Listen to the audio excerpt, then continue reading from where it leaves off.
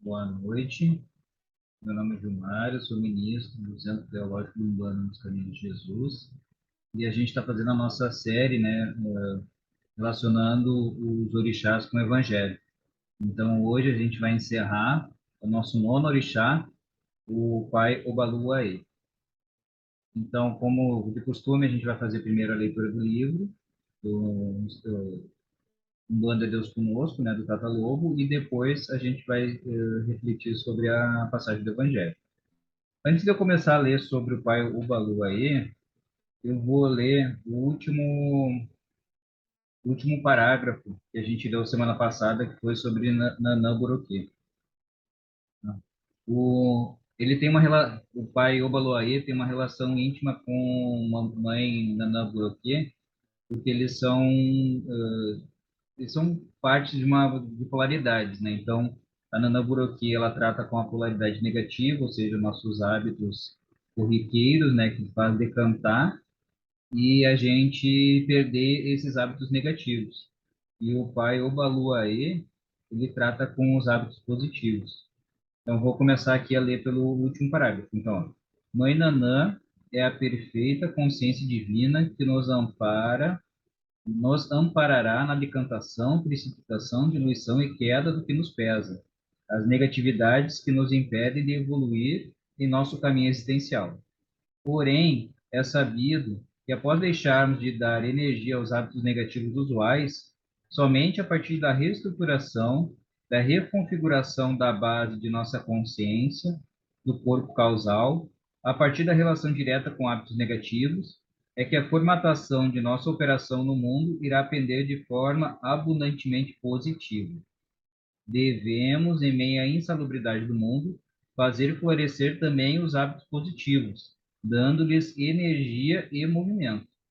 Para tal feito sagrado, Pai Obaluaê é a consciência divina e igualmente infinita. Então, mais ou menos que eu falei anteriormente ali, né? Que a mãe Nana Goroquê, que a gente viu na semana passada, ela faz decantar os hábitos negativos, porém, aquela energia que a gente dava para aqueles hábitos, ela tem que ir para algum lugar. Então, Pai Obaluaê é uma consciência que faz a gente transformar, a gente dar força aos hábitos positivos, tá? Então, Pai Obaluaê. Agora eu vou começar a ler a respeito do capítulo dele mesmo. A expressão divina que surge frente aos hábitos positivos, superficiais, que operamos corriqueiramente, dando passagem não só para tais hábitos florescerem e frutificarem livremente, mas também para a energia regá-los e impulsioná-los na evolução do caminho existencial. Pai Obaluaê é aquele que dá passagem à positividade, fortificando, estabilizando como terra firme e seca o nosso trilhar. Ele é o solo firme que nos dá capacidade de o passo anterior dar base e propulsão ao passo seguinte, e com isso caminharmos de forma mais estável e adiante. Esta consciência divina manifesta-se a partir daí diferente de Mãe Nanã-Gurukê, que se manifesta a partir do trato com o lodo, do solo lamacento e pantanoso dos nossos hábitos negativos, solo que nos tira a capacidade de caminhar, nos confere instabilidade e insegurança para tal, nos prendendo e pesando o nosso trilhar existencial. Pai Baluaê é a passagem, da passagem ao que nos favorece, nos levando a amadurecer nossas qualidades, levando-as de um lado ao outro. Essa consciência divina enriquece nossos hábitos positivos, usuais em operação, bem como nos concede capacidade de enxergar as condições favoráveis para nosso caminho evolutivo pleno, todos caminhando em direção à lucidez perfeita e coração infinito. Então, como a gente já tinha tratado um pouco antes, né, mãe Nana Buroquê, ela trata do lodo, da lama, então, que nos prende, e o pai, o Baluaê, que nos impulsiona para frente. Como disse antes, ele é solo firme que nos dá capacidade de o passo anterior dar base e propulsão ao passo seguinte, e não nos travando como os hábitos negativos fazem. Então, os hábitos positivos nos impulsionam para frente. O Baluaê nos incita a fazer o que nos auxilie a dar continuidade e cadência no caminho. Ele estimula nossas virtudes. É nobre, é rei.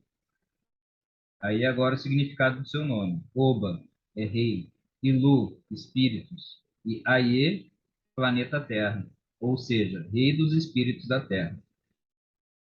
Senhor das passagens, aquele que engloba tanto as passagens de estágios mais lúcidos de consciência, quanto as de um estado enfermiço em estado saudável.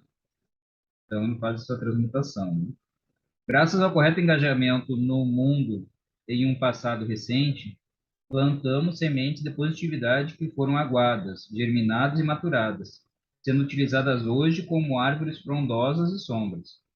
Durante a evolução do nosso caminho, podemos notá-las ou não. Então, a gente planta, né, nossa positividade e vai colhendo frutos logo adiante. É isso que ele está dizendo, né? Que graças ao correto engajamento no mundo, no passado nós plantamos a positividade, foi aguada, germinada, maturada, e a gente vai utilizar, né, da sua sombra, dessa árvore frondosa que ela se tornou. Apesar de que a gente pode não notar isso aí, né? Mas vamos seguir no caminho. Devemos dar vazão à nossa energia, motivação e movimento, e enriquecer o que nos favorece no caminho, multiplicar não só as árvores, mas as qualidades de frutas, dando sombra não apenas a nós mesmos, como a todos que, ao nos encontrarem, também sejam agraciados com um néctar, sombra e axé em seus caminhos, vidas e existências. Então, o que ele está dizendo? Que a gente vai fazendo florescer nossos hábitos positivos, né? E essa positividade, ela vai dando frutos e vai alimentando também quem está em nossa volta. Então, que vai ajudando a florescer, né? Como é que eu vou dizer? Vai estimular as pessoas que estão à nossa volta também a cultivar esses hábitos positivos e fazer germinar também eles mais à frente. Evolução é o progresso em um caminho, não o próprio caminho. O que chamamos de Deus não fez aposta, nem erros. Somos essencialmente perfeitos, divinos e imaculáveis. O que estamos fazendo é aprender a experimentar o mundo, aprendendo a existência e evoluindo neste caminho. Quanto mais próximos de nosso íntimo, mais divinos somos, mais amplos, mais lúcidos e sábios. Quanto mais afastados estamos do divino, mais longe estamos de nosso íntimo, buscando o divino lá fora, em um céu lá longe, mesmo que a espiritualidade diga que não é lá que as maravilhas, que estão as maravilhas, é aqui. Então, ou seja, nosso íntimo que é divino, né? Então, a gente buscar as coisas dentro de nós, não lá fora. Então, essa geração de hábitos positivos, tudo está dentro da gente. Não adianta a gente querer estímulos de fora que eles não vão nos ajudar a chegar nesse ponto. O ponto de força principal de Pai Obaluaê é a calunga da terra, o rosto da passagem. Mesmo que o mar seja a calunga grande, seu ponto principal é o campo santo, o cemitério, a calunga pequena, bem como a terra em geral, terra de superfície. O cruzeiro principal dos cemitérios é um bom local para comungar com esse orixá, pois a cruz representa a passagem e transformação, características desse divino orixá. Então, ele é o da transformação, né, como fala aqui, da passagem e da transformação. Então, positividade, importante saber do Pai Obaluaê, é a positividade, né, das ações. Por que que ele é como terra em geral, terra de superfície? Porque ele funciona nossos passos, né? Essa positividade dele faz com que a gente se movimente e impulsione os nossos passos, consiga plantar aquelas a, a semente de positividade nessa terra, para ela florescer, dar frutos, sombra para nós e para os outros. Tá? Então é bem isso que. E a passagem do Evangelho que fala sobre isso é em João 14, versículo 6. Então, quando Jesus fala, disse-lhe Jesus: Eu sou o caminho e a verdade e a vida. Ninguém vem ao Pai senão por mim. Então, ou seja, é como ele fala aqui, ó. Essa passagem, ela tá, a gente parando para refletir, a gente consegue ver que ela está aqui, ó.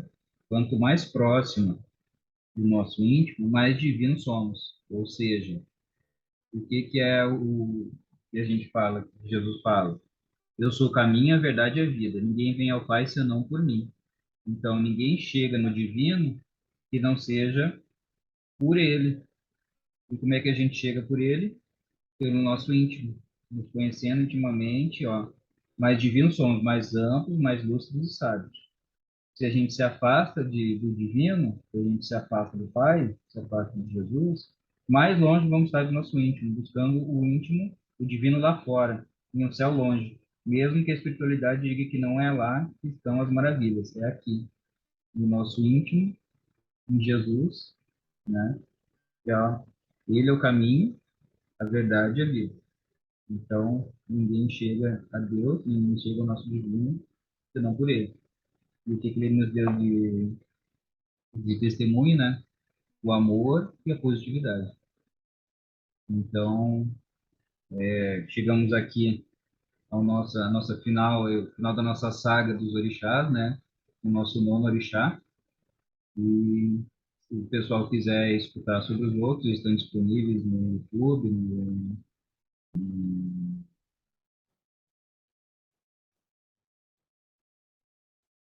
em outras plataformas também. E, e espero que tenha ajudado. Eu sei que me ajudou bastante, porque a gente tem sempre esse conceito, né, que quando a gente lê, quando a gente fala, o primeiro a escutar somos nós. Os nossos ouvidos são os que estão mais perto da nossa boca. Então, eu agradecer também a oportunidade, agradecer ao Pai João aí pela inspiração, né, para a gente fazer essa saga e obrigado porque aprendi muita coisa e eu espero que vocês possam ter aprendido também. Então tá, boa noite e até uma próxima oportunidade.